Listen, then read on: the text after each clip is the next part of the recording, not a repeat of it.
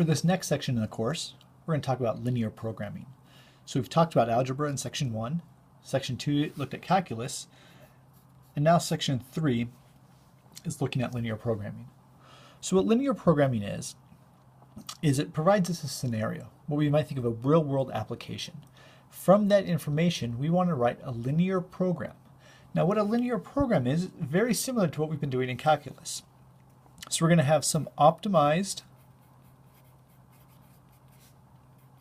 objective subject to constraints.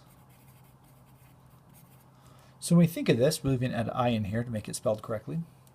So when we think of what a linear program is, it's one idea is going to be maximize profits such that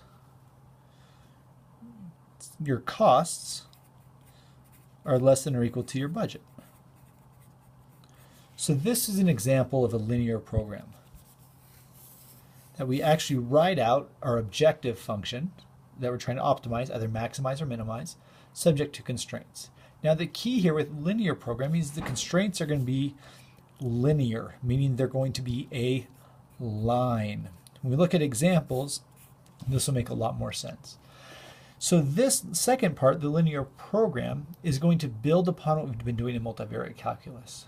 And then lastly is we're going to take this next step of what are the implications? What conclusions can we draw from our results from running a linear program?